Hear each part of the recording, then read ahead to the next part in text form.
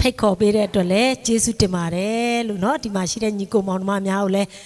နေ့ပေါ့เนาะဆရာပေါ်တော့နောက်ပတ်ပြန်လာမှာဖြစ်တယ်ကျေးဇူးတင်တယ်ဘယ်လိုပဲဖြစ်ဖြစ်ဒီကနေ့ဘုရားရဲ့မျက်နာကိုလာရှာကြတဲ့သူတိုင်းဘုရားရဲ့မျက်နာကိုရှာဖွေပြီးတော့တွေ့ရှိပါစေလို့လည်းဆုတောင်းမေတ္တာပို့ပါတယ်လို့ဒီကနေ့ဝင်ကားမဲ့နှုတ်ကပတ်တော်လေးရတော့ပေါ့เนาะကျမတို့ယေဟောဝါယိရေဆိုတဲ့နှုတ်ကပတ်တော်အကြောင်းပဲဖြစ်ပါတယ်ယေဟောဝါယိရေရဲ့အဓိပ္ပာယ်ကိုသိလားသိတဲ့လူလည်းရှိတယ်လို့မသိတဲ့လူလည်းရှိတယ်เนาะဆိုတော့သိတဲ့လူကတယောက်လောက်ဖြေပေးပါသိလားဟမ်များတော့မေ့သွားတယ်3လသင်တန်းတက်ထားတဲ့သားသိလားယေဟောဝါယိရေသူ့အတိတ်ပဲ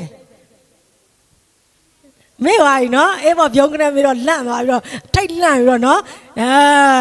ဆိုတော့ဘာပဲဖြစ်ဖြစ်ယေဟောဝါယိရေရတော့ပေါ့နော်ကျမတို့အနက်အတိတ်ပဲကိုသေချာသိဖို့ရန်အတွက်ပေါ့နော်ကျမတို့ကျမ်းစာထဲမှာ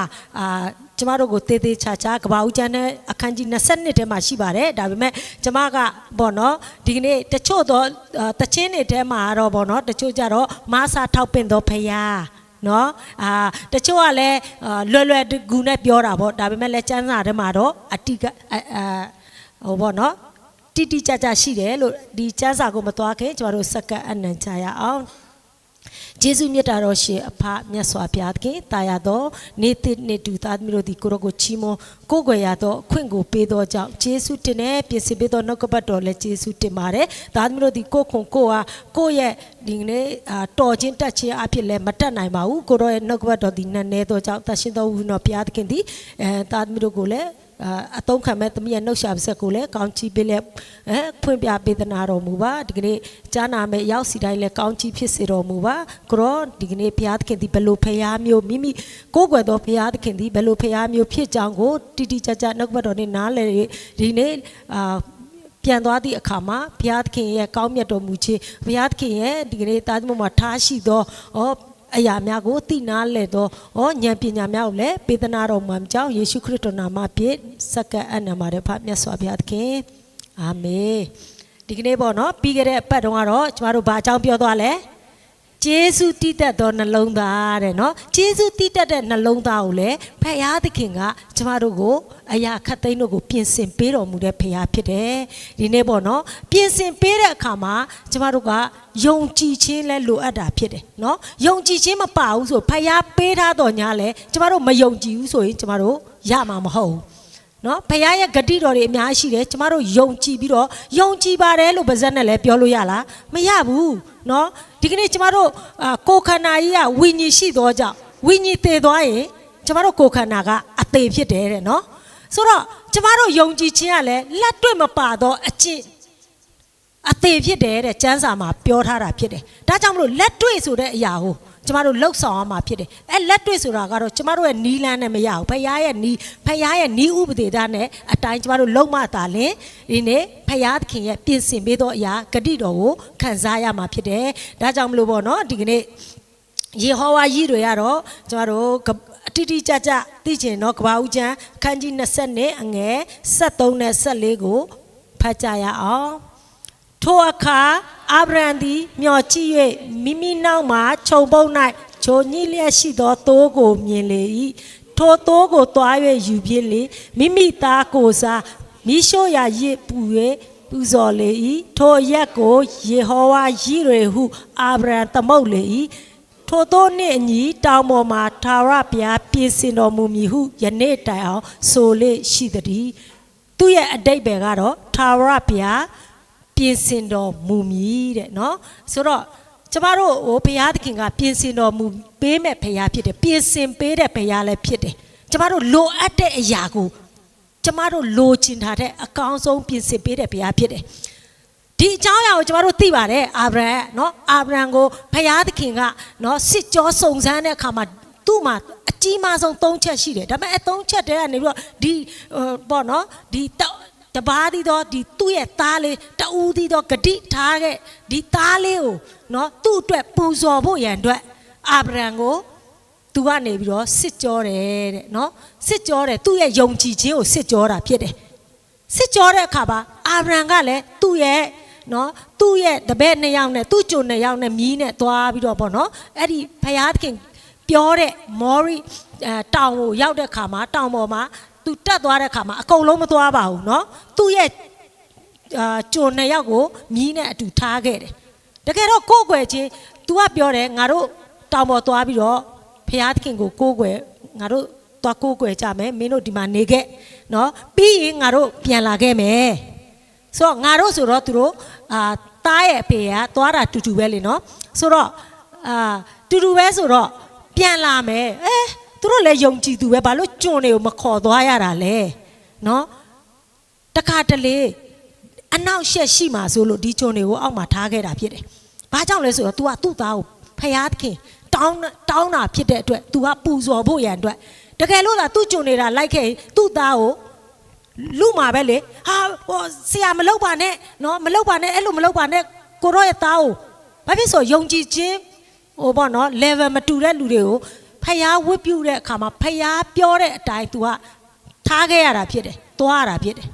တခါလေအနောက်ရှက်တွေရှိတယ်ဒီကနေ့လိုပဲကျမတို့ဝတ်ပြုတဲ့ချင်းမုံကိုးကွယ်ခြင်းကိုလာတဲ့အခါမှာအနောက်ရှက်မရှိလားရှိတာဗောကျမတို့မှာဟာဟိုပြဿနာဒီပြဿနာအဲ့ဒါတွေကိုကျမတို့ထားခဲ့ပါဘာဖြစ်ဆိုတော့ဖယားထံကိုကျမတို့တိုးဝင်ချင်းကပ်တဲ့အခါမှာကျမတို့ရဲ့ဟိုပေါ့နော်ပြဿနာတွေအခက်အခဲတွေဟိုစိတ်ဖိစီးမှုတွေအမျိုးမျိုးကျမတို့ထားခဲ့ပြီးတော့ဖယားထံကိုယုံကြည်ခြင်းနဲ့သွားပါအဲ့လိုသွားတဲ့အခါမှာကျမတို့အာဗြဟံရဲ့သားဆိုရင်နော်သူ့ဘာကိုပြောတယ်အဘကျွန်တော်တို့မှာမီးလဲပါတယ်ထင်းလဲပါတယ်ရစ်ကောင်မပါဘူးနော်ရစ်ကောင်မပါဘူးဒီတောင်ပေါ်ကြီးထဲမှာဘယ်သူမှရစ်ကောင်ရောင်းတဲ့လူမရှိဘူးနော်စိတ်တွေတိုးတွေနွားတွေရောင်းတဲ့လူမရှိဘူးတောင်ပေါ်ဆိုလို့သားကောင်လိုက်ပြီးတော့ပူဇော်မယ်ဆိုရင်လေသားကောင်လိုက်တောထဲပဲလိုက်မှာလေတောင်ပေါ်မှာဘယ်သားကောင်ကလာမှာလဲဒါပေမဲ့အဲ့ဒီလို तू က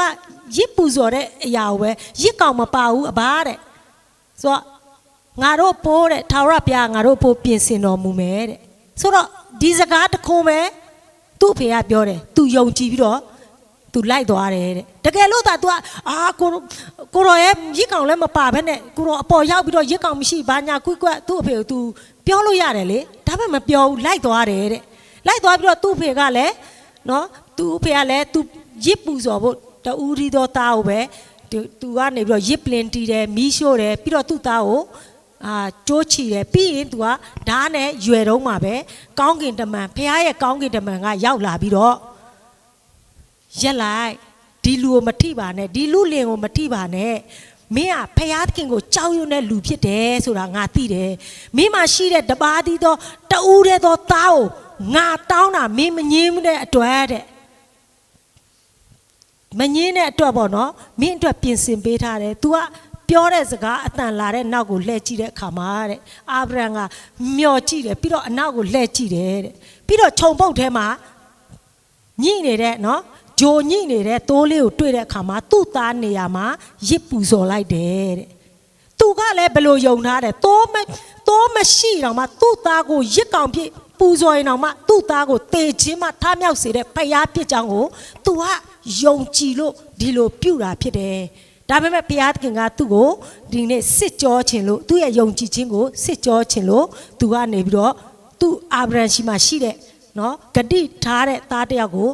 တောင်းဆိုတာဖြစ်တယ်ဒါပေမဲ့အာဗြဟံကမငြင်းခဲ့ဘူးတဲ့ဒီအကြောင်းအရာလေးကိုကျွန်မဆင်ခြင်နေတဲ့အချိန်မှာကျွန်မသမီးလေးနဲ့စကားပြောဖြစ်တယ်ပေါ့နော်ကျွန်မသမီးလေးနဲ့ပြောတာမဟုတ် तू ကအရင်လာပြောတာမေတဲ့အပါတဲ့သူ့ကိုတကယ်ပဲဩစတြေးလျကိုပို့มาလားတဲ့အဲ့ဒါနဲ့လေဒီချင်းလိုင်တောင်မှပဲသမီးသွားမယ်ပြောတောင်မှသမီးကိုမသွားနဲ့တဲ့အမှားတဲ့နော်ဗာလဲဟိုသူများတရုတ်တွေလေဘယ်လိုခေါ်လဲအဲ့ဒီကြားပြန့်နေရှိတယ်တဲ့ကြားပြန့်နေရှိတယ်တဲ့မသွားနဲ့တဲ့အိုးဟိုအဝေးသွားလဲမသွားနဲ့တဲ့ဒီလောက်ဝေးတဲ့နေရာကိုအဖေကပို့ပါမလားတဲ့နောက်တော့တဲ့ဈေးကြီးတယ်နော်အမေတဲ့မဲသူကတော့မှတလားဆိုဘယ်နဲ့သိန်းနဲ့ဟုတ်တယ်လေအပြင်ပန်းကိုအဖေကိုကြည့်ဘာတတ်နိုင်လဲ तू ကနော် तू မတတ်နိုင်ဘူးသူ့ကိုကြည့်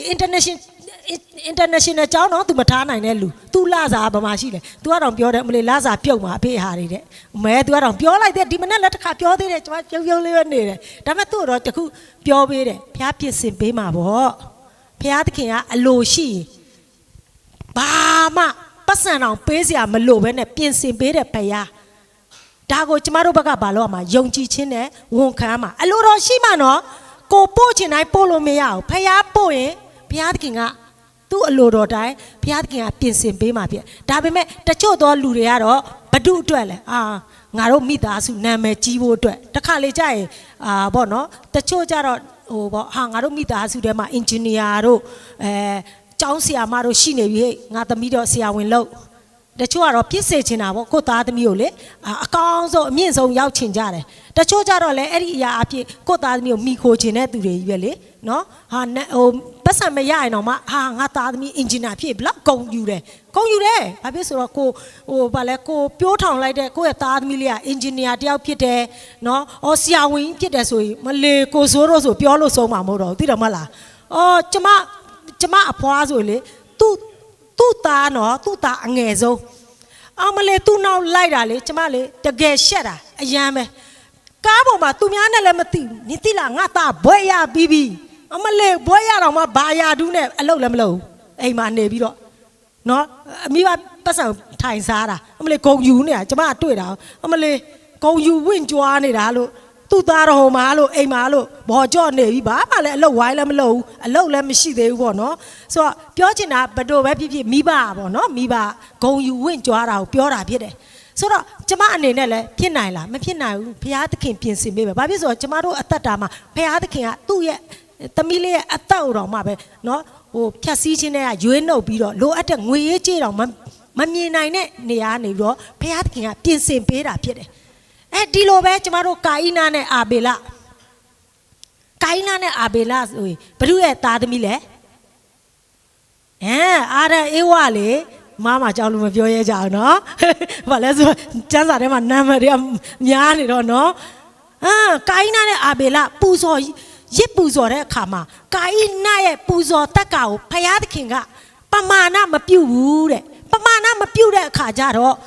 ဘုရားကို तू ကစိတ်ဆိုးတယ်စိတ်ဆိုးတဲ့အခါမှာမင်းကောင်းမွန်စွာမပြုတ်ဘူးဆိုရင်တဲ့ကောင်းမွန်စွာပြုတ်တယ်ဆိုရင်တဲ့ငါလက်မခံပဲနေပါမလားတဲ့မင်းကောင်းမွန်စွာမပြုတ်ဘူးဆိုရင်သွားဟိုမှာတကားဝမှာနော်ရစ်ကောင်ရှိတယ်တဲ့ယူပြီးတော့ပူဇော်လိုက်ပါအပြစ်ပူဇော်တဲ့ရစ်ကိုအဲ့ဒီသိုးကိုယူပြီးတော့မာနကြီးတယ်တဲ့မလောက်ဘူးတဲ့မလောက်တဲ့အပြင်နော်မထီမဲ့မြင်ပြုတ်တဲ့အပြင်သူ့ညီကိုခေါ်ပြီးတော့ကျမတို့သိပါတယ်တတ်လိုက်သေးတယ်ဒါကိုကြည့်ခြင်းအဖြစ်ကျမဘာကိုမြင်ရလဲဆိုရင်ဒီကနေ့ကဘာမြေကြီးမှာဖယားသခင်လူသားအားလုံးကိုချစ်တော်ကြောင့်တပါးသီးသောသားတော်ကိုစွန့်တော်မူသည့်တိုင်အောင်လောကီသားကိုချစ်တယ်ဒါပေမဲ့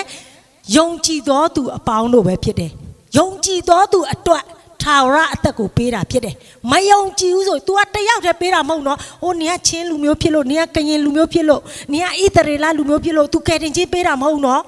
အားလုံးကိုချစ်တဲ့အတွက်တပါးသီးသောသားတော်ကိုစွန့်တော်မူသည့်တိုင်အောင်ဖယားသခင်ကဒီနေ့လောကီသားကိုချစ်တဲ့အတွက် तू ကနေပြီးတော့ကောင်းကင်ဘုံကနေပြီးတော့ကောင်းကင်ထီးနှန်းကိုစွန့်ပြီးတော့လူစားတီကိုခံယူပြီးတော့အပြစ်ရှိတဲ့သူကိုကယ်တင်ဖို့ तू ကလာရောက်ပြီးတော့အသေးခံပေးတဲ့ဘုရားဖြစ်တယ်ဒါကိုလူသားအားလုံးဟာဒီလိုပဲကာအိနာလိုပဲရစ်ပူဇော်ပေးတာလွယ်လေးနော်လှုပ်လိုက်ငါသားမင်းတို့ရဲ့အပြစ်ကိုအပြစ်ကြောင့်ကိုသာခံရမယ်ငရဲသွားရမယ်တိုးတော်ညာလဲငါတပါးသီးသောသားတော်ပြုတ်ပေးတဲ့အမှုရာအပြစ်နော်ထာဝရအသက်ကိုပေးမယ်လို့ဧဝံဂေလိတွေလည်းအခုပြောတယ်နားမထောင်တဲ့သူတွေတပုံကြီးရှိတယ်အဲ့ဒီနားမထောင်တော့ကာအိနာလိုပဲနားမထောင်တဲ့ဖြစ်ဖယားကိုမထီမဲ့မြင်ပြုတဲ့သူတွေရှိတယ်ကာအိနာလိုပဲမထီမဲ့မြင်ပြုတယ်ညင်ပန်းတယ်နှိပ်စက်တယ်သူအသေးတတ်တယ်ဒီလိုပဲကျမတို့ခရိယန်တွေယုံကြည်သူတွေယုံကြည်ခြင်းအားကြီးတဲ့သူတွေကိုမတောက်လားတတ်တဲ့လူရှိတယ်ညင်ဆဲတာရှိတယ်အမျိုးမျိုးပေါ့နော်ဒါပေမဲ့လည်းဖယားသခင်ကကောင်းမြတ်ပါတယ်လို့ဒါကြောင့်မလို့ကျမတို့ယုံကြည်ခြင်းကရှိဖို့အင်မတန်နော်ဖယားပြုတဲ့အမှုရာပြင်ဆင်ပေးပြီးဆိုတာကိုကျမတို့ဘက်ကလောက်ရမှာယုံကြည်ခြင်းနဲ့လှုပ်ဆောင်ဖို့ရဖြစ်တယ်ဆိုတော့ဒီလိုပဲဒီကြားထဲမှာကျမတို့ဖယားစကားကိုမယုံကြည်တဲ့သူတွေမရှိဘူးလားကျမ်းစာထဲမှာအများကြီးရှိတယ်အဲ့ဒီကျမ်းစာထဲမှာအများကြီးရှိတဲ့အထဲမှာပေါ့နော်ကျမတို့ပြန်ကြည့်မယ်ဆိုရင်ပေါ့ဣ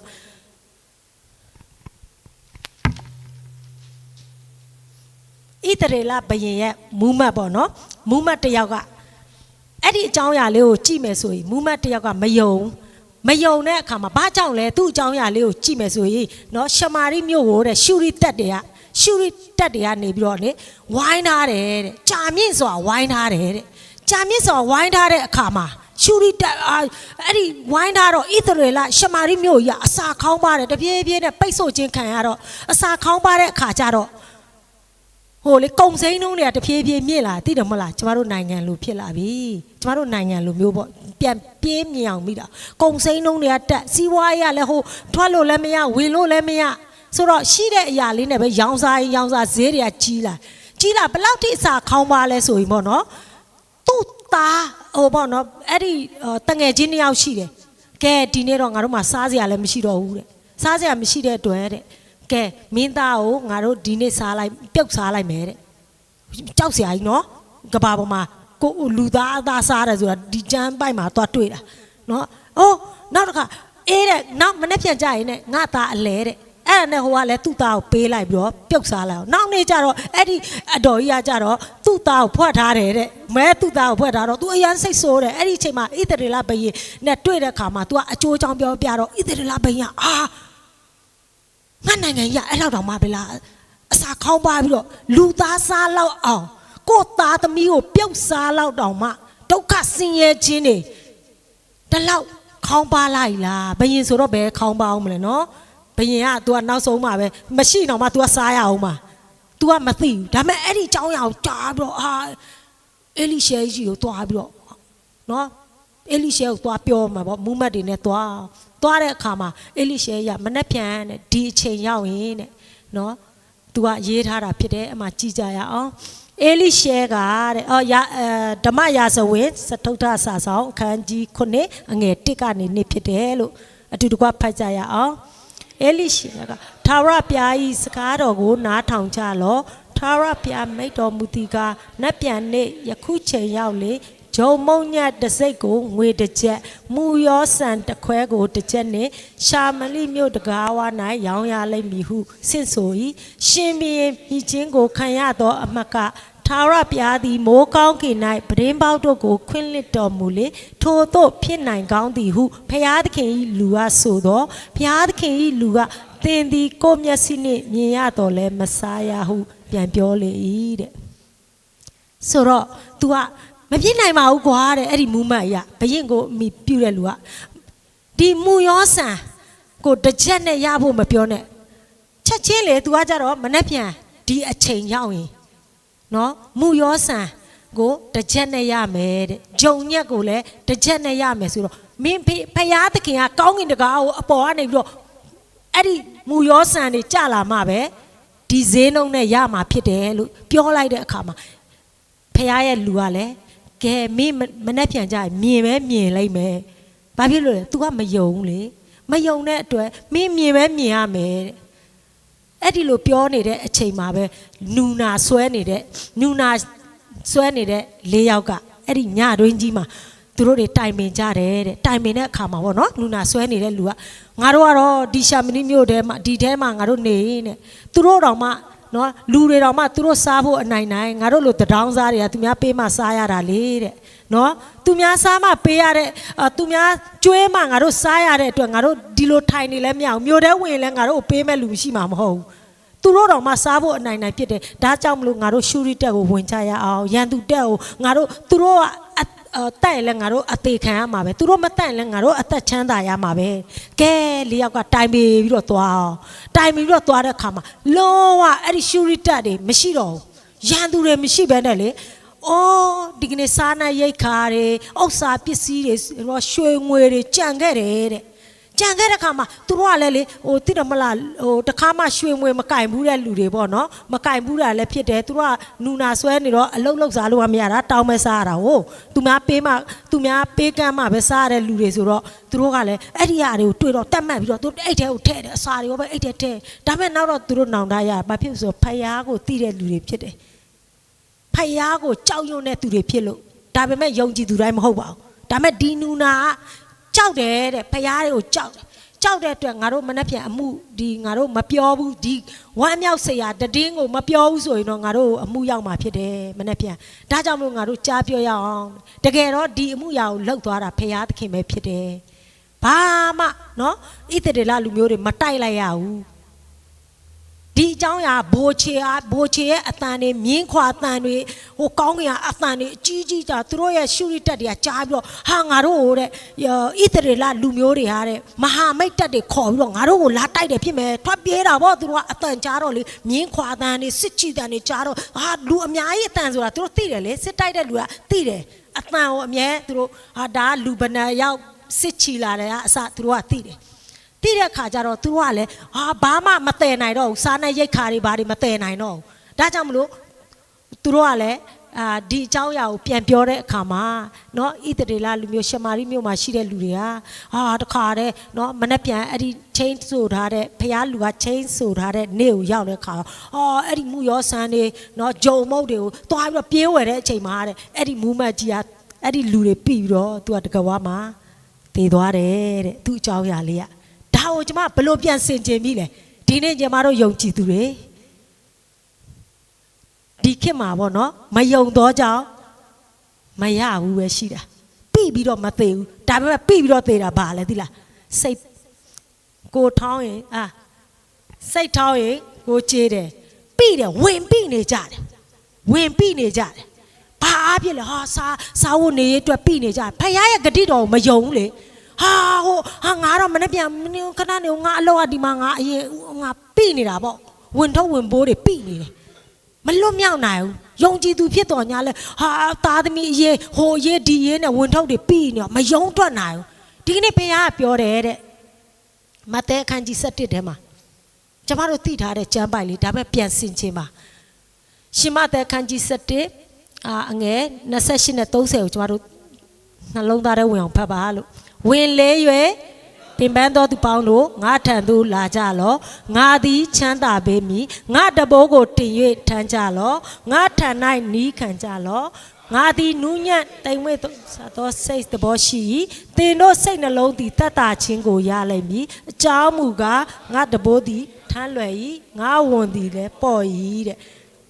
ကဲကျမတို့ဝင်လေး၍ပင်ပန်းတဲ့သူတွေဝင်နေပြနေပါတယ်ဆိုတဲ့သူတွေငါထံကိုလာပါငါချမ်းသာပေးမယ်လို့ဘုရားဂတိမရှိဘူးလားတည်တာပေါ့အလွတ်တော်ရသေးတယ်ဝင်လေပင်ပန်းတော်သူငါထံသို့လာကြငါဒီတင်ကိုချမ်းသာပေးမည်နော်ကိုဒီတခြင်းကိုဆိုပြီးတော့ကျမတို့ကသွားနေတာတခြားဆိုနေတာသွားနေတာလူရှိကိုသွားနေဘုရားကပြောတာဖြစ်တယ်လူကဘာပြောလဲလူသာလာပါပြဿနာမခေါ်လာနဲ့ဗဇက်ကမပြောချင်လို့စာတောင်းကတ်ထားသေးတယ်အိမ်နေမှာဟုတ်တယ်မဟုတ်လားနော်ဗဇက်ပြောရင်တော်ကြမုံမားမှာဆိုလို့လေလူသားလာပါပြဿနာမခေါ်လာနဲ့နော်ဟိုဘာလဲပတ်စံလည်းမချီးပါနဲ့တချို့ဆိုပြောသိတယ်မလူတော့လာပတ်စံမချီးပါနဲ့နော်ပြောလိုက်မယ်ဒါပြောချင်တာဘုရားသခင်ထံကိုသွားပါဝင်လေးနေငါထံကိုလာပါဒါပေမဲ့ဘုရားရဲ့နီးစနစ်ရှိတယ်နော်ဘုရားသခင်ကငါတဘိုးအားတဲ့ဥမာငါတဘိုးကိုတင်ပြီးတော့ထမ်းပါတဲ့ငါထံမှာနီးခံရမယ်တဲ့သူ့ရဲ့နီးကိုခံရအောင်မှဖြစ်တယ်သူကနှိတ်ချတဲ့သဘောရှိတယ်နော်နှိတ်ချတဲ့နူးညံ့တိမ်ဝဲပြီးတော့နှိတ်ချတဲ့သဘောရှိတယ်လာပါငါတဘိုးကိုထမ်းပါဘာကြောင့်လဲငါတဘိုးကထမ်းလွယ်တယ်ပေါ့လဲပေါ့တယ်ပြီးရင်တင်းရဲ့စိတ်နှလုံးတတ်တာခြင်းကိုလည်းပထမဦးဆုံးကျမတို့ပြဿနာပေါ့နော်မဖြေချင်းနိုင်သေးခင်ကျမတို့ဒီတတ်တာစိတ်တတ်တာခြင်းကိုရတယ်ငါဘုရားသခင်ငါတို့ကိုဂတိပေးထားတယ်ပြင်ဆင်ပေးတဲ့ဘုရားယေဟောဝါကြီးတွေငါတို့အဖို့ထာဝရဘုရားသခင်ကပြင်ဆင်ပေးတော်မူလိမ့်မည်ဒီကနေ့ကျမတို့ကိုပြင်ဆင်ပေးတဲ့ဘုရားဖြစ်ပါတယ်ခုနမောင်လေးဆိုမောင်လေးတော့မဟုတ်ပါတော့တားရွယ်ဆိုသူတို့ဆိုရင်ဒီကိုလာတယ်တပတ်အလုံးမရလို့ပြန်သွားတယ်ကျမပြောမယ်တပတ်2လ3လလေးကိုကြည့်ပါကျမတို့ကိုဟဲဟိုကျမတို့ရဲ့အသက်တာမှာလေစုံစမ်းခြင်းတွေစစ်ကြောခြင်းတွေ level တစ်ခုကိုတက်ဖို့ကျန်းစာကြောင်းလာတက်တဲ့ကျန်းစာကြောင်းလည်းတက်ဘူးတဲ့လူဖြစ်တယ်ရိုးရိုးကူးမှယုံကြည်သူမဟုတ်ဘူးเนาะဆိုတော့ကျမတို့ကိုစစ်ကြောအောင်မှာဖြစ်တယ်เนาะဒါပေမဲ့ကျမတို့မခံနိုင်တဲ့စစ်ကြောခြင်းတွေဘုရားကမပေးဘူးလို့ဂတိရှိတယ်အဲ့ဒီဂတိအတိုင်းကိုကျမတို့ကဘုရားနဲ့စကားပြောရမှာဖြစ်တယ်ဘ ဖယားသခင်ကကျမတို့အတွက်အကောင်းဆုံးပြင်ဆင်ပေးတဲ့ဖယားဖြစ်တယ်ဆိုတာကိုပဲကျမတို့ကယုံကြည်ခြင်းဖြင့်ကျမတို့လက်တွေအသက်ရှင်တဲ့သူတွေဖြစ်ဖို့ရန်အတွက်လည်းအင်မတန်အရေးကြီးပါတယ်ဒီကနေ့ဝင်ထုတ်ဝင်ပိုးတွေလေးလံနေတဲ့အရာကိုလည်းဖယားသခင်ရှေ့တော်မှာချထားပါပြီးရင်ဖယားပေးတဲ့တဘိုးကိုထမ်းပါဒါမှသာလေကျမတို့ပေါ့ပါတယ်လွယ်ကူတယ်စိတ်သက်သာခြင်းကိုလည်းငြိမ်သက်ခြင်းကိုလည်းဘုရားသခင်ကပေးမှဖြစ်တယ်ဆိုတော့နောက်ဥပမာလေးတစ်ခုပေါ့နော်ဥပမာလေးတစ်ခုကတော့ပေါ့နော်ဆရာတယောက်ရဲ့တသက်ခံချက်ပဲဖြစ်တယ်လို့ဒီအကြောင်းကိုကြားရင်တော့ဘယ်ဆရာလဲဆိုတာသိလိုက်မယ်အဲ့ဆရာကတဲ့အိန္ဒိယနိုင်ငံကိုသွားတယ်တဲ့အိန္ဒိယနိုင်ငံကို तू ကလည်းတရားဟောဖို့သွားတာပေါ့နော်သွားရင်းနဲ့မှ तू ကပြန်လာတဲ့အပြန်မှာ तू ကျမ်းမာရေးလုံးဝမကောင်းဖြစ်သွားတယ်လုံးဝနေမကောင်းတဲ့အခါကျတော့ဗောနော်လေမော်မှာဖြစ်တဲ့အခါကျတော့ဘာမှလုပ်လို့မရဘူးထိုင်းနိုင်ငံကိုပြန်ဝင်ရတယ်နော်ထိုင်းနိုင်ငံမှာဝင်ပြီးတော့ဆေးရုံတက်ရတယ်ဆေးရုံတက်တဲ့အခါမှာသူ့ကိုဆရာဝန်ကပြောတယ်မင်းရဲ့ကြောက်ကတ်တွေဟာတဲ့ပျက်စီးနေပြီတဲ့မင်းမမိသားစုရှိလားရှိတယ်တဲ့ဒါကြောင့်မို့မိသားစုကိုဒုက္ခမပေးနဲ့တဲ့ဆေးလာကုတာလေဒုက္ခမပေးနဲ့တဲ့မင်းအိမ်ပဲပြန်ပါတဲ့ဆေးမကုနဲ့ဆေးလာကုတာဆေးမကုနဲ့လို့ပြောမင်းမပတ်စံမရှိဘူးတဲ့မင်းဒီလောက်မတက်နိုင်ဘူးတဲ့ဒီဟာပတ်စံရမ်းကုန်တယ်တဲ့တိတော့မလားကျမတို့သွားတာနဲ့ပတ်စံကိုအရင်မေးတာနော်ပတ်စံဘယ်လောက်ရှိတယ်လက်မှတ်ထိုးရမယ်မင်းဘာအလုပ်လုပ်လဲကျွန်တော်ကစာရေးဆရာတေးဥဆရာလေးပါတဲ့လစာဘယ်လောက်ရလဲ9000ကျပ်ပါတဲ့အိုးအဲ့ဒါဆိုပြန်တော့မင်းမိသားစုတွေဒုက္ခမပေးနဲ့တဲ့ဆိုတော့ तू ကပြန်ရမလို့မမဆောင်ဖြစ်နေနော်ဆေးကူရမလို့သူ့ကိုသူတော်မှဒါပေမဲ့လည်း तू ဖះနဲ့တော့စကားပြောမှာပေါ့နော်ဒါပေမဲ့ तू အဲ့ဒီအကြောင်းအရာကိုမပြောဘူးဖះနဲ့တော့စကားပြောမှာပဲဒါပေမဲ့လည်းဖះခေါ်သွားလဲကျမတို့အမှုတော်ဆောင်တွေကအစင်သစ်ပဲလीနော်ဖះသည်ဒါပေမဲ့လည်းတချို့အစင်သစ်မရှိသေးတာလားအစင်သစ်ရှိသည်ပဲဖြစ်စေတချို့ကနေကျင်သေးတယ်လीနော်ဖះသခင်မှာဖះသခင်ကျမတို့အသက်ရှင်တဲ့အရာမှာဘုရားသခင်အဖို့လို့ကနေပြစေအောင်လို့တောင်းတဲ့လူတွေလည်းရှိတာပဲဆိုတော့ तू ကိုယ်တိုင်လည်းတောင်းပါပဲ तू နေချင်အောင်ပါပဲ तू မိသားစုနဲ့ဆိုတော့ तू အဲ့ဒီလိုဖြစ်တဲ့အချိန်မှာမင်းမကုတ်ပေးတော့ဘူးပြောတဲ့အခါမှာ तू တော်တော်လေးကိုစိတ်ပြတ်သွားမယ်ဝမ်းနေသွားမှာပဲเนาะတခုခုတော့ तू ဘာလုပ်ရမလဲ तू အိမ်ပြန်ရမှာပေါ့ तू မိသားစုနဲ့သွားတွေ့ရမှာပေါ့ဆိုတော့အဲ့ဒီအချိန်မှာ तू ကအဲ့ဒီဆရာကစာရေးဆရာအရန်နာမည်ကြီးလို့ပဲဖြစ်မယ် तू တည်င်းထောက်တွေလာတယ်ကရင်တည်င်းထောက်တွေသူကကရင်လူဟောတာများတယ်အဲ့ဒါဆိုရင်သိမှာပေါ့နော်ကရင်သတင်းထောက်တွေကလာပြီးတော့သူ့နောက်ဆုံးအချိန်ပြောချင်တဲ့အရာပြောပေးပါနောက်ဆုံးပေါ့ဟဲ့ဆရာရဲ့နောက်ဆုံးနော်လူတွေကတော့ဆရာဝန်ပြောကြချက်အရာနောက်ဆုံးအချိန်ပေါ့ကဲဘာပြောချင်လဲငါလားတဲ့ဆရာဝန်ကငါ့ကိုမကုပေးတဲ့အတွက်ငါ့ကိုမိသားစုဒုက္ခမပေးနဲ့တဲ့ငါ့ကိုမကုပေးဘူးတဲ့မင်းကြောက်ကကပေါ့နော်ပတ်စံအများကြီးလဲကုန်တယ်မင်းကြည့်မယ်ဆိုရင်မတက်နိုင်ဘူးလေနော်ဒီရာကြောက်ကဆေးရမယ်ပြုတ်ရမယ်ဆိုသိန်းနဲ့ကုန်မှာပေါ့ဘတ်ငွေတွေအများကြီးကုန်မှာမို့လို့သူ့လာစာနဲ့အပြင်ပန်းကိုကြည့်မတက်နိုင်ဘူးပေါ့ဆိုတော့ဆရာဝန်ကနေပြီးတော့သူ့ကိုမကုပေးဘူးတဲ့ဒါကြောင့်မလို့သူလဲပြန်ရမယ်တဲ့အဲ့ဒါနဲ့သူ့ကိုအဲ့ဒီဆရာဟိုတဲ့နော်တည်င်းမေခ1000ဘတ်1000ပေးလိုက်တယ်ပေးလိုက်ပြီးတော့အဲ့ဒီတည်င်းကထိုင်းနိုင်ငံကိုပြတ်သွားတဲ့ခါမှာအဲ့ဒါနဲ့တစ်တော်ဌာနကနေပြီးတော့ကားတစ်စီးရောက်လာပြီးတော့အဲ့ဒီဆရာကိုပေါ့နော်ကုပေးပါတဲ့ကုပေးပါဒီဆရာကိုနော်ဒီဆရာကိုကုပေးပါဆိုတော့ तू ကပြန်ရမလို့မပြန်ရမလို့နဲ့ကုဆိုတော့လေဟေး तू လည်းစဉ်းစားတာပေါ့အေးဘန်ကောက်မှာလည်းငါ့ကိုတိတဲ့လူတွေရှိတာပဲပေါ့နော်တိတဲ့လူတွေငါ့ရဲ့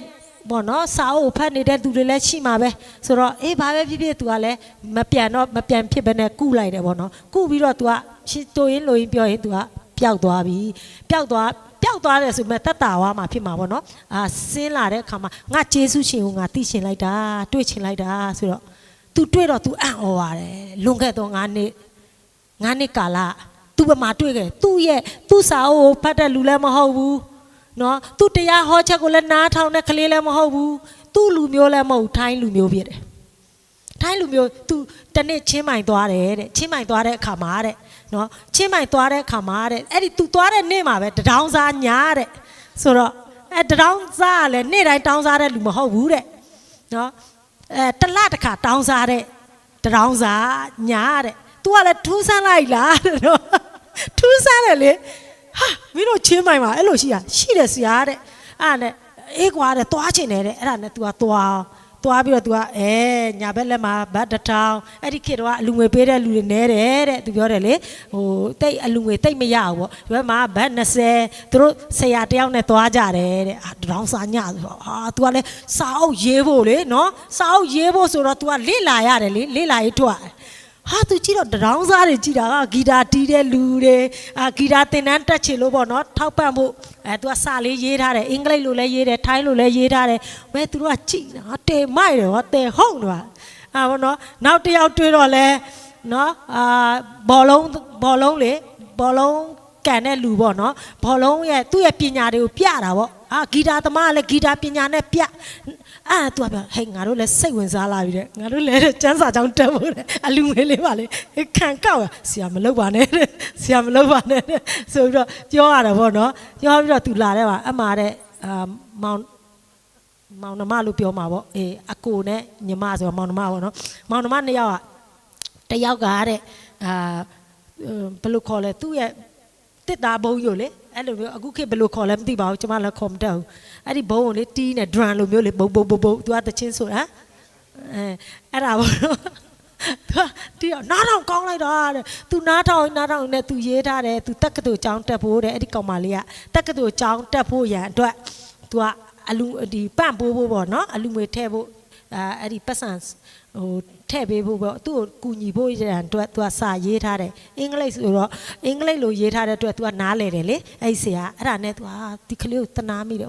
သူ့သားသမီးအရွယ်လောက်ပဲဆိုတော့သူကလည်းစိတ်ထဲမှာထိတွေ့တယ်ထိတွေ့နဲ့သူပတ်စံ1000သွားထည့်မိတယ်ထည့်ပြီးပါဟဲ့ငါ1000နဲ့သူကလေကိုကတိတယ်လေတချင်းဆိုတယ်တော့ရပြီတော့သူကဗမာလိုပြောပေမဲ့လည်းဟိုကရိတ်မိတယ်လေရိတ်မိတာငါ1000ဆိုပြန်ကောက်လားမကောက်လားမသိဘူးလေကောက်လို့ကောက်လဲခလေးကိုလည်းတနာတယ်သူစေတနာရှိတယ်လေဒါပေမဲ့ပြန်လမ်းစိတ်မရှိတော့ဘူးလေသူမှဒါအကုန်ပဲလေဒါပေမဲ့20ရှိတယ်သူက20တန်အောင်းမေလို့ထဲလိုက်တာနော်1000ပြောတော့အဲ့ဒါနဲ့ဟိုကလည်းအင်္ဂလိပ်လိုအကောင်မလေးကပြန်ပြောတာပေါ့နော်ဟိုကလည်းမှားထည့်သွားတာမလားတဲ့ပြန်ယူပါတဲ့သူကယူရမလားမယူရမလားဆိုဟိုကလည်းသူ့ဘေးနာဆရာဟဲ့ငါတို့လမ်းစေးမရှိပဲနေမယ်ယူလိုက်တယ်သူများတော့ယူခိုင်းတာယူလိုက်ပါလားရပါတယ်တဲ့ရပါတယ်ဒါပေမဲ့တော့တဲ့ဟိုလေဟိုဦးလေးကပေါ့နော်ဒီလောက်ပဲဟိုသမီးလေးကိုပေးနိုင်တာဖြစ်တယ်တဲ့ဦးလေးမှာရှိတာဒါအကုန်ပဲပေါ့နော်ဦးလေးဒီလောက်ပဲပေးတယ်ဒါပေမဲ့ဖះသခင်ပြင်ဆင်ပေးလိုက်မယ်တဲ့သမီးကိုပေါ့နော်ဖះသခင်ပြင်ဆင်ပေးလိုက်မယ်ဆိုပြီးတော့အကောင်မလေးကမှတ်ထားတာဟုတ်တယ်တဲ့तू ကလည်းမိဘမဲ့ကျောင်းကနေလာတာဖြစ်တယ်နော်မိဘမဲ့ခရိယန်ကျောင်းကပဲဒါပေမဲ့ तू ကခရစ်တော်ကိုလက်ခံတဲ့ तू မဟုတ်ဘူးခရိယန်ကျောင်းမိဘမဲ့ကျောင်းကနေ तू ကသူတို့တွေမောင်နှမနှစ်ယောက်ကလာပြီးတော့သူ့ရဲ့ဟိုပေါ့နော်တက္ကသိုလ်ကျောင်းတက်ဖို့ရန်အတွက် तू ကနေပြီးတော့ဒါပေမဲ့လည်းကျမတို့ဘာကိုသွားတတိယလဲဆိုပြီးပေါ့နော်ပေတရုနဲ့ယောဟန်ပေါ့နော်ပေတရုရဲ့ယောဟန်အကြောင်းလေးကိုကျမတို့သွားပြီးတော့တတိရတယ်ပေတရုနဲ့ယောဟန်ကလည်းဒီတိုင်းပဲသူ့မှာပေါ့နော်ဒီအမိဝမ်းထဲကနေပြီးတော့ခြေမစွမ်းတဲ့သူတယောက်တောင်းစားတယ်တဲ့နော်ဗိမာန်တော်အနားမှာတောင်းစားတဲ့အခါမှာပေတရုနဲ့ယောဟန်သွားတဲ့အခါမှာဟိုမဆတော်မူပါဆိုပြီးတော့သူ့ရှိရာတောင်းတယ်တဲ့တောင်းတဲ့အခါမှာငါတို့မှာတဲ့ရွှေလည်းမရှိဘူးတဲ့ငါတို့ကသင်းအုပ်ဆရာဖြစ်တဲ့အတွက်ရွှေလည်းမရှိဘူးငွေလည်းမရှိဘူးမင်းကိုပေးနိုင်တာနာဆိုရမြို့သားယေရှုနာမအဖြစ်သူ့လက်ကိုပေါ့နော်လမ်းလျှောက်ဖို့ရန်အတွက်သူ့လက်လေးကိုဆွဲထူတဲ့ခါမှာချက်ချင်းပဲနော်အဲ့ဒီလူကလမ်းလျှောက်ပြီးတော့ဗိမာန်တော်ထဲဝင်ပြီးတော့ဖခင်သခင်ဂုဏ်တော်ကိုချီးမွမ်းတယ်တဲ့ဆိုတော့ဒီမှာလဲဒီတိုင်းပဲ तू ကလည်းရှိတာအကုန်လုံး तू ပေးလိုက်တယ်ဒါပေမဲ့အဲ့ဒီတနေ့ကျတော့အဲ့ဒီကောင်မလေးကပြောတယ်ဦးလေးမှတ်မိလားတဲ့သူကိုယ်တိုင်ပြန်မိတ်ဆက်ရတယ်ဘယ်မှတ်မိမလဲလွန်ခဲ့9နှစ်ဆိုပေမဲ့သူတို့တွေကဟိုအပြိုရွယ်လေးတွေဆိုတော့သိတော့မလားတက္ကသိုလ်တက်ပြီးသွားလို့တစ်တော်ဌာနမှာလုံနေတဲ့တကယ်ဦးဆောင်တဲ့ဖျားပြင်ဆင်လိုက်မယ်ဆိုတဲ့စကားတစ်လုံးကြောင်းတဲ့နော်ကျမကအဲ့ဒီစကားအဖြစ်ကျမအခုဘောနော်ယုံကြည်သူတယောက်လည်းဖြစ်လာပြီတဲ့ဖျားသခင်မတတ်နိုင်တဲ့အရာမရှိဘူးဆိုတာဖျားသခင်ကကျမတို့အတွက်အကောင်းဆုံးမမြင်နိုင်တော့ညာလဲပြင်ဆင်ပေးတယ်တဲ့ဒါကြောင့်မလို့အဲ့ဒီပြင်ဆင်ပေးတော့အဖြစ် तू ကတက္ကသိုလ်အောင်ပြီးတော့တစ်တော်ရေးဌာနမှာလုပ်နေတဲ့ခေါင်းဆောင်တယောက်ဖြစ်တယ်ဆိုတော့ तू အံ့ဩပြီးတော့ဖျားသခင်ကငါတို့ကိုပြင်ဆင်ပေးတယ်ဖျား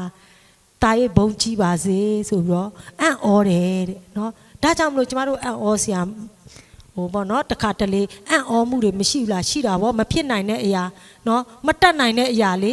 လူလည်းမတက်နိုင်ဘူးဘယ်သူမှမတက်နိုင်တဲ့အရာကိုဖခင်ကငါတို့အတွက်အကောင်းဆုံးချိုတင်ပြီးတော့ပြင်ဆင်ပေးပါလားဒါကြောင့်မလို့သမီးလေးကိုလည်းပြောတယ်သမီးလေးဩစတြေးလျမှာအမိုးတို့မတက်နိုင်ပါဘူးနော်မင်းကိုလည်းဟိုကြောင်းထားပေးဖို့နိုင်နေတတ်တာဒါပေမဲ့ဖခင်တက်နိုင်တယ်ဘာကြောင့်လဲဆိုကျမတို့ကိုပြုတဲ့အမှုတွေကအများကြီးရှိတယ်ဖခင်ရဲ့တက်တဲ့တွေအများကြီးရှိတယ်ကျမဆိုရင်ပထမအဆုံးပေါ့နော်ဆရာဒီထဲမှာဒီမှာလာတဲ့လူကနည်းနည်းဟိုပေါ့ဆရာရဲ့ဝန်ခံချက်ကိုမကြားတဲ့သူတွေများတယ်ကိုမောင်လေးတို့လာဝင်းထွန်းတို့ပဲကြားအများဆုံးသိတာဖြစ်တယ်မြေကြီးမြေကြီးဟေးတောင်းတော့ဖယားပြင်ဆင်ပေးတာဒီမှာကဘာကြီးကိုဖန်ဆင်းတာဖယားငါတို့အတွက်မြေကြီးတစ်ခွက်တော့ပြင်ဆင်ပေးပြီးသားဖြစ်တယ်မင်းတို့အတွက်လည်းပြင်ဆင်ပေးတယ်နော်မင်းတို့လည်းတောင်းမပြောဘူးလားပြောတာပါခဏကျမတော်မှပဲအမြင်ကတ်တယ်ဟဲနေလောဘကြီးတဲ့ထင်နေဦးမယ်သူ့ကိုပြောရတယ်သိတယ်မဖယားအတွက် तू ကယုံကြည်ခြင်းနဲ့နေလေအဲ့လောက်ကြီးခဏမပြောပါနဲ့ပြောရတယ်တကယ်ပဲ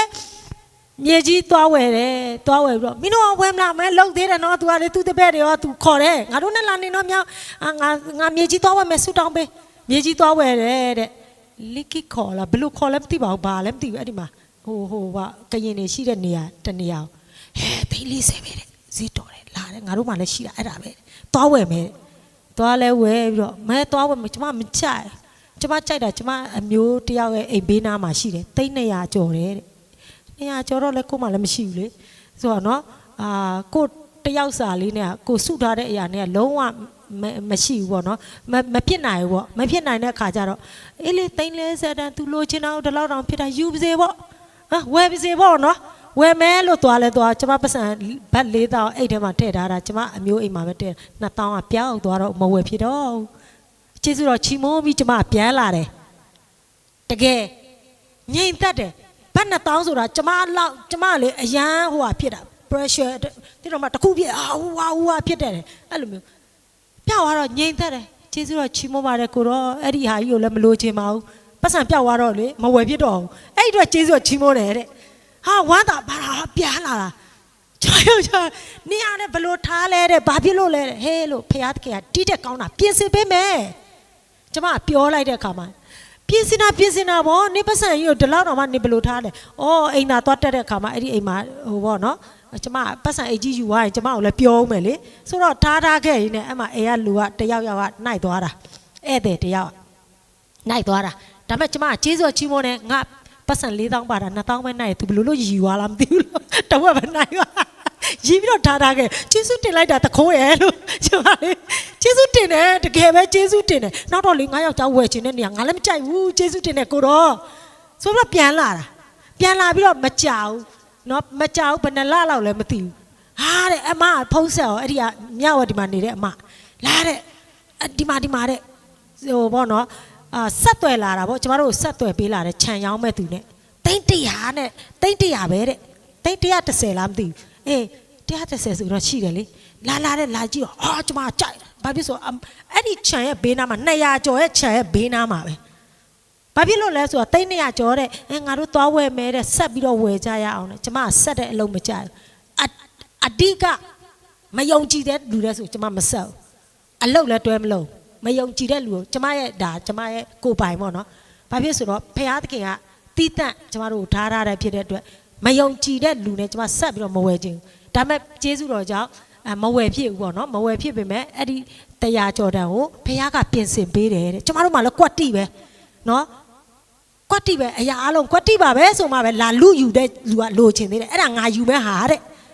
ဟမ်လာငါယူမဲ့ဟာတဲ့ငါ့ကို390နဲ့မရဘူးတဲ့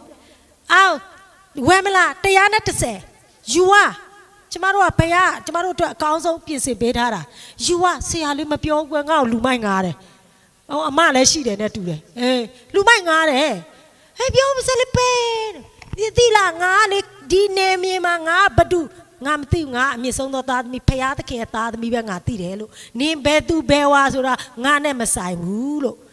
ငါနဲ့ဆိုင်တာဒီမြေကွက်လိုချင်လားယူသွားလိုက်လို့120ပေးလိုက်ငါပေးတဲ့120တိုင်း120ဆိုတာကျမတို့ဟိုပေါ့နော်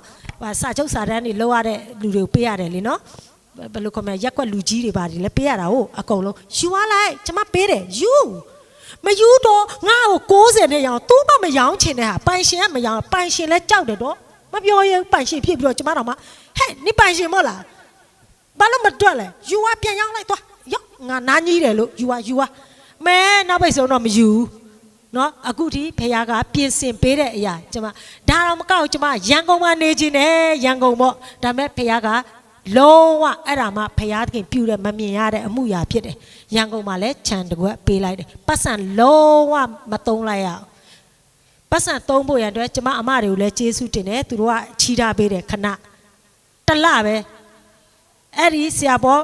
ဩစတြေးလျပြန်လာရင်ဒီပတ်စံတွေကိုကြည်အောင်ဆက်ရမယ်ဘယ်ကမြင်မလဲဘယ်သူပေးမှလဲအလူငွေပေးလဲဘယ်လောက်ရမှလဲတိမ့်100အဲ့ဒီခေတ်တော့စင်စာဦး तू လည်းစင်စာဦး तू ကတော့ယူမယ်ပဲ तू ကတော့ဝန်ခံတယ်သိလားငါအမတွေငါ့ကိုတိမ့်30နော်အရင်ဆုံးဒီတလပြန်လာတော့ကျမစဉ်းစားတယ်ကိုရောသမီးတို့ပေးထားပြီးပြီတော်လောက်ပြီတရားပဲဒီမှာရန်ကုန်မှာနေချင်းပေမဲ့သမီးကအဲ့လောက်ပတ်စံမရှိဘူး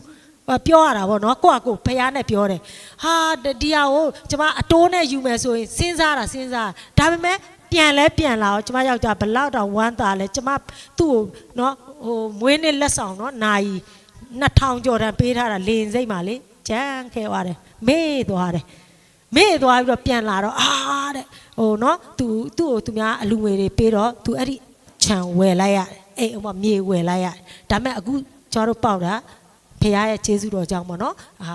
ဒီကောင်းကြီးမင်္ဂလာကိုလည်းခံစားရတယ်။အော်ဒါတော့မကသေးဘူးမမြင်အောင်သူ့ကိုလာလူတဲ့လူကရှိတယ် तू ကောင်းတော့တော် तू ကကောင်းတဲ့လူမဟုတ်ပါဘူး။အဲ့လောက်ထိပေါ့နော်။ကျွန်မပြောချင်တာဆရာတရားဟောကောင်းတဲ့လူလည်းမဟုတ်ပါဘူး။ကြော်ကြားတဲ့လူလည်းမဟုတ်ပါဘူး။ तू များတယ်ဆိုကြော်ကြားတဲ့လူမှပေးတာလေဟုတ်တယ်မဟုတ်လား။ကို့အမျိုးမကိုပေးတယ်တချို့ကလည်းငါတို့ဆရာဖြစ်တယ်ငါတို့ရဲ့မြို့မှာငါတို့ရဲ့ရွာမှာတင်တဲ့သင်းအုပ်ဆရာလာလို့အလူငွေပေးမယ်ဒါကတဘာဝပဲနော်တချို့ကလည်းဒီဆရာကြီးကကြော်ကြားလို့နာမည်ရှိလို့လှူကြတာတပုံပဲအဲ့ဒါတဘာဝပဲ तू ကကြော်ကြားတဲ့လူလည်းမဟုတ်ဘူးတရားဟောကောင်းတဲ့လူလည်းမဟုတ်ဘူးနော်အပြောကောင်းတဲ့လူလည်းမဟုတ်ဘူးဒါပေမဲ့သူ့အတွက်မဲဆောင်ပါတဲ့ပြင်ဆင်ပေးတယ်ကျယ်လွန်းအားကြီးလို့ဘာလို့မှမသိဘူးဘာလဲ तू တော့ तू ကကျမတို့အသင်းသားတွေလာနေကြတယ်ကွာကျမတို့အသင်းသားတွေကတော့ရတယ်တဲ့နော်ဖျားပြင်ဆင်ပေးမဲ့ဟာဝယ်စောင့်နေကြတာဗောနော်ရတယ်ဗောဒါကြောင့်လို့ဖျားပြင်ဆင်ပေးမဲ့အရာမမြင်ရဘူးအခုလည်းမမြင်အောင်ကျမတို့မှာပတ်စံအဲ့လောက်ဒီနေရာကိုစောက်ဖို့ရအတွက်ကျမတို့ပတ်စံမရှိပါဘူးဒါပေမဲ့သူ့ရဲ့တငယ်ချင်းတွေအားလုံးကမင်းလုံးတဲ့ငါတို့တွေပူပေါင်းပြီးတော့ဖျားရဲ့နိုင်ငံတော်အတွက်ပူပေါင်းပြီးတော့လူငယ်တွေနော်လမ်းမလွဲဖို့ရအတွက်ဒီစင်တယ်တစ်ခုကိုငါတို့စောင့်မယ်တဲ့နော်ဆိုတော့သူတို့ကနေပြီးတော့အစာပြုတ်နေပြီးယူပါယုံအားဖြစ်ပေါ့နော်ကျမယောက်ျားကျမရဲ့ဒီဆရာပေါ်အားဖြစ်မဖြစ်နိုင်ပါဘူးဒါကြောင့်မလို့မဖြစ်နိုင်တော့အရာတို့ကိုဖြစ်စေတဲ့ဖရာဖြစ်တယ်တခုပဲလို့တာကျမတို့ယုံကြည်ခြင်းပဲရှိရမယ်နော်ယုံကြည်ခြင်းဖြင့်လက်တွေ့အသက်ရှင်ခြင်းအားဖြင့်ဒီကနေ့ယေဟောဝါရည်တွေကျမတို့ကိုပြင်ဆင်ပေးမယ်မာစာထောက်ပင်းတဲ့ဖရာကောင်းကင်နဲ့မြေကြီးကိုဖန်ဆင်းတော်မူ၍ထာဝရဘုရားထံမှငါ့ကိုမာစာခြင်းကြောင့်သည်ပေါ်ထွက်ရတာဖြစ်တယ်ကျမတို့ကိုဖန်ဆင်းတဲ့ဖရာကျမတို့ကိုအပြစ်ငရဲမှာကယ်တင်တဲ့ဖရာအသက်ဝိညာဉ်တော်မှာကယ်တင်တဲ့ဖရာကျမတို့လိုအပ်သောအရာကိုအစဉ်မြဲပြင်ဆင်မဆထောက်ပင်းတဲ့ဖရာဖြစ်တယ်ဆိုတဲ့အကြောင်းလေးကိုဝင်ငိုင်းနဲ့ရောက်စီတိုင်းယုံကြည်ခြင်းရှိဖို့ရန်အတွက်အဓိကကတော့ယုံကြည်ခြင်းနဲ့သွာလာတတ်တော်သူဖရာစကားပေါ်မှာယက်တီတတ်တော်သူများဖြစ်ဖို့ရန်အတွက်ခွန်အားပေးနဲ့ရောက်စီတိုင်းဖရာရှင်ကောင်းချီးပေးပါစေကျမတို့ဒီသချင်းလေးနဲ့ဝန်ခံချရအောင်လို့